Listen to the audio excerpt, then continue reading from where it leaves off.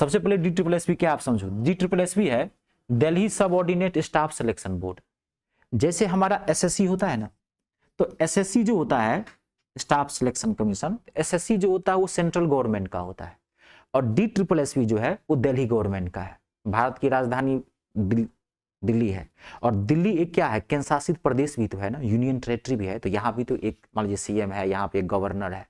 हाँ, लेकिन ये यूनियन टेरिटरी में आता है तो राष्ट्रपति का अधीन होता है, पूर्ण रूप का दर्जा तो नहीं होता है। लेकिन फिर भी अगर आप दिल्ली में चाहते हैं कि हम परमानेंटली रहें, तो एक परमानेंटली जॉब आपको एक ऑफर कर रही है दिल्ली इस बार। परमानेंटली सरकारी नौकरी दिल्ली में रहिए, परमानेंटली रहिए, इससे बढ़िया मौका नहीं मिलेगा। क्योंकि DSSB जो है वो रेगुलर वैकेंसी नहीं निकालती है। SSC आपको हर साल वैकेंसी निकालेगी, उसका अपना एक कैलेंडर है। SSC हर साल, DSSB, Delhi police, UP police, ये सब इतनी क्यों वैकेंसी निकली है? क्यों? क्योंकि इलेक्शन है, वोट बैंक। सरकार आपका फायदा उठाना चाहती है, आप सरकार का फायदा उठाओ, आप छात्र हो, एक नौकरी लो, ठीक है। तो DSSB में वैकेंसी, अच्छा इसमें है क्या इस बार, DSSB जो हमेशा टीचिंग के लिए वैकेंसी निकालती है, लेकिन इस बार जो है नॉन टीचिंग के लिए भी वैकेंसी है। DSSB में नॉन टीचिंग के लिए भी वैकेंसी आई है, ठीक है। अब मान लीजिए टीचिंग में, जैसे मान लीजिए कि आप दिल्ली गवर्नमेंट के अंतर्गत जैसे सर्वोदय विद्यालय है, उसमें आप टीचर बनना चाहते हैं, है ना। बाल प्रतिभा विद्यालय है, स्कूल है, प्रतिभा वाले हैं, तो उसमें जब आप स्कूल बनना चाहते हैं तो DSSB में टीचिंग के लिए भी वैकेंसी है। TGT, PGT, PRT। तो जो लोग BEd वगैरह किए हुए हैं या CTET वगैरह क्वालिफाइड हैं, तो एक टीचिंग वाले फॉर्म भर सकते हैं। उसकी 18 से लगभग 40 तक एज होती है उसमें, ठीक है। अब मेन क्या है इधर के, जो टीचिंग वाले जो BEd CTET नहीं किया है तो कोई भी फॉर्म भर सकता है। तो इसमें एक वैकेंसी आई है, इसमें वैकेंसी क्या है, MTS, नॉन टीचिंग में आया है। DSSB में एक बहुत मतलब समझिए लगभग मुझे लग रहा है 5-6 सालों के बाद नॉन टीचिंग की वैकेंसी निकली है, जो कोई भी बच्चा भर सकता है। MTS की वैकेंसी आई है, मल्टीटास्किंग सर्विस है। इसमें स्टेनो की वैकेंसी आई है, टाइपिस्ट की वैकेंसी आई है। जो MTS जो है वो 10th बेस है। MTS ध्यान सुने ना, MTS जो है 10th बेस है, सिर्फ एक पेपर होगा, उस पर डायरेक्ट नौकरी, न टाइपिंग, न स्टेनो, न इंटरव्यू, न मेरिट लिस्ट, कुछ भी नहीं। एक पेपर दो, math, English, reasoning, GK GS। मैं हमेशा क्या कहता हूं, हिंदुस्तान में नौकरी लेनी है तो क्या कहता हूं मैं, कि मैथ और इंग्लिश बेस्ट रखो, क्योंकि किसी भी एग्जाम में घुमा फिरा की चीजें यही होती है, इससे बाहर कुछ नहीं होता किसी भी एग्जाम के अंतर्गत में, ठीक है। तो मैंने पहले बोला था कि लेवल बना के रखना, इसको बढ़िया से पढ़िए। तो math, English, reasoning, GK GS, और 25 मार्क्स का इसमें हिंदी पूछेगा आपको, बेसिक नॉलेज, लैंग्वेज 2 है, ठीक है। हाँ, बेसिक हिंदी का एक पेपर है, आपको घबराइए मत, कोई दिक्कत नहीं। जब math, English, reasoning, GK GS कर रहे हैं तो हिंदी तो आती ही होगी, नॉर्मल पार्ट में आता है, ठीक है। नंबर ऑफ क्वेश्चंस इसमें 35 का है, 25 की हिंदी है। अभी के अकॉर्डिंग जो भी नोटिफिकेशन आउट हुआ है उसके अकॉर्डिंग मैं आपको बता रहा हूं। हाँ, इसमें नंबर ऑफ क्वेश्चंस चेंज हो सकते हैं, आप ध्यान रखिएगा। 2020 का भी कर देता है। टीचिंग वाले में तो फिक्स है, TGT, PRT उस समझ भरेंगे तो उसमें तो फिक्स है कि 100 क्वेश्चंस होते हैं, 100 मार्क्स का पेपर होता है उसमें, और 20 की मैथ होगा, 20 की इंग्लिश होगी, 20 की रीजनिंग होगा, 20 का GK GS होगा, और 20 का हिंदी होगा, उसमें फिक्स है।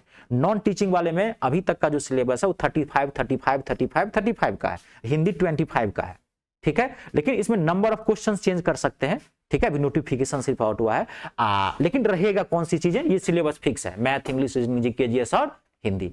ये 10th बेस पे है, 18 से 27 एज है इसकी, 10th बेस पे, ध्यान सुन लेना। MTS जैसे SSC में MTS होता है ना, बेजोड़ SSC से लाख गुना बढ़िया है, जानते हो कि नहीं। इसकी स्टार्टिंग सैलरी 44,000 है, तो हल्के में ले रहे हो क्या। 1 लाख सैलरी होती है TGT PGT वाले को, जो टीचिंग वाले हैं, और ये बढ़ता हुआ 80-85 तक चला जाता है।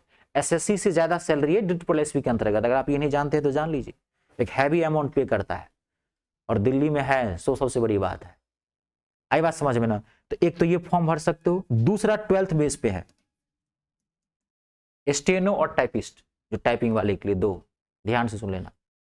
अब जो लोग, इसमें क्या होगा, इसमें तो एक ही पेपर होगा, आप एक एग्जाम दीजिए, एकदम डीप से डीप पढ़ना, समझ गए ना, खूब डीप पढ़ो। इस सब का पेपर अभी नहीं होगा, सितंबर अक्टूबर के बाद पर्याप्त समय है जी, इस सब का भी पेपर नहीं होगा।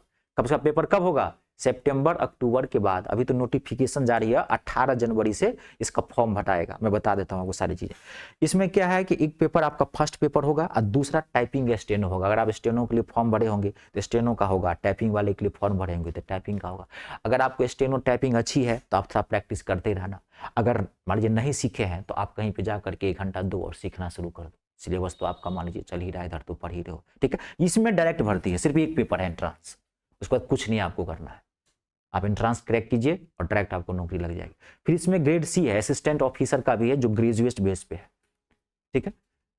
ग्रेजुएट बेस पे जो ग्रेजुएशन किए हुए हैं। अब जैसे मान लीजिए आप ग्रेजुएशन किए हुए हैं तो आप तीनों फॉर्म भर सकते हैं, 10th बेस भी, 12th बेस भी और ग्रेजुएशन बेस भी। 12th तक है तो दोनों फॉर्म भर सकते हैं, 10th तक है तो ये फॉर्म भर सकते हैं। 18 से सबकी 27 एज है, ग्रेजुएशन वाले की 18 से 30 एज है, टीचिंग वाले का 18 से 40 एज है, जो टीजीटी पीजीटी पीआरटी वाले। आई बात समझ में? क्लियर है? अब इसमें एक चीज मैं आपको और क्लियर कर देता हूं।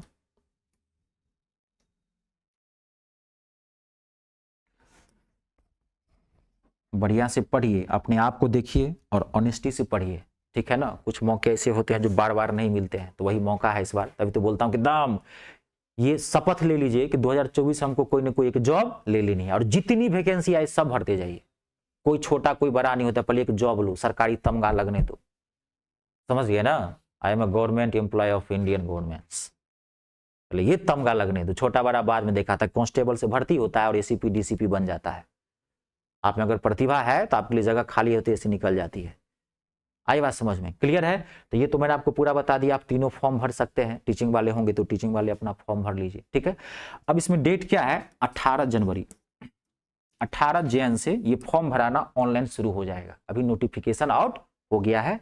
अब आपका काम है इस फॉर्म को देखते रहना। सारा फॉर्म एक बार नहीं निकालेगा, जैसे हो सकता है कि पहले स्टार्टिंग में टीजीटी पीजीटी का फॉर्म ऑनलाइन भराना शुरू हो जाए, फिर हो सकता है 22 जनवरी से या 25 जनवरी से क्लर्क केयर का भांगरे एक ही साथ नहीं निकालेगा, फिर एमटीएस का निकालेगा सारे, यानी कि फरवरी के लास्ट आते आते या 10 या 15 मार्च तक सारा फॉर्म धीरे धीरे निकाल देगा। तो अब आपका काम है इसको एक हफ्ता पे आप 10 दिन पे चेक करते रहे किसकी कौन वैकेंसी निकलती है, जिसके हिसाब से आप एलिजिबल है उस हिसाब से आप फॉर्म भर देना। और इसका पहले बोला सितंबर के बाद पेपर होगा, आपके पास पर्याप्त समय है, खूब बढ़िया से पढ़िए, ठीक है। और इसकी ऑथेंटिक साइट में लिख देता हूं, आप जब भी चेक करोगे, ठीक है। आजकल ये भी जमाना बहुत खराब है, कभी भी गलत चीजों के चक्कर में मत पड़ना। तभी तो बोलता हूं कि बाहरी चीजों से बच के रहिए, नहीं तो एक अलग DSSP का फॉर्म भर दोगे। फेक साइट होते हैं ना, फॉर्म भरा लिया आपसे, अलग DSSP चल रहा है, आप DSSP नहीं है, दूसरा है, आपके लिए अलग था DSSP। तो जो गवर्नमेंट की जो ओरिजिनल साइट है वो है www.DSSB.delhi.gov.in। ये है ऑथेंटिक साइट DSSB की। कभी भी सर्च करना नोटिफिकेशन या कब से फॉर्म भरा रहा है तो इस पे आपको चेक करना है। क्लियर है? कंप्लीट है? हाँ, नहीं गोल्डन अपॉर्चुनिटी है, इससे बढ़िया मौका नहीं मिलेगा, ठीक है ना। ईमानदारी से पढ़िए, कभी भी परिश्रम से कभी थकना नहीं है, अपने जिम्मेदारी को समझिए। जिस दिन आपका शरीर थक गया, समझिए आप जो है सो आप मानसिक रूप से या मनुष्य के रूप से आप मर चुके हैं, सिर्फ आप जिंदा लाश की तरह है। आई बात समझ में? क्लियर है? कैसे कह दूं कि थक गया हूं मैं, कैसे कह दूं कि थक गया हूं मैं, ना जाने किस किस का हौसला हूं मैं। आई बात समझ में? जो व्यक्ति थक गया शारीरिक तौर पर, वो व्यक्ति समझो मर गया। आज के डेट में बिना मेहनत का कुछ नहीं है। 85 साल में मोदी घूम रहा है जहीं तहीं, 4:30 बजे उठता है। यहाँ 18 साल का भारतीय लेटा हुआ है घर में और कह रहा देश तरक्की नहीं कर रहा है। देश के भविष्य कौन होते हैं? युवा। और युवा लेटा हुआ है, बूढ़ा दौड़ रहा है जहीं तहीं।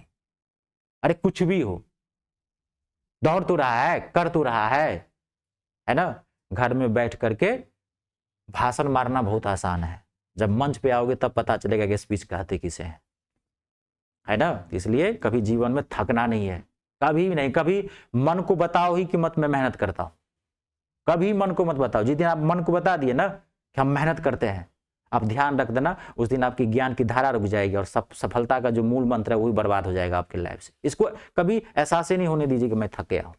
मेहनत करते रहे, सब कर रहा है 12-12 घंटा पर, कोई रात में भी तो जॉब करता है कि नहीं करता है, सोचिए कैसे करता है। कोई बच्चा मॉर्निंग में क्लास लेके चला जाता है ड्यूटी के लिए, तो उससे सीखिए ना, हम अपने आसपास के लोगों से, इतिहास से ही तो सीखते हैं। चलिए क्लियर है।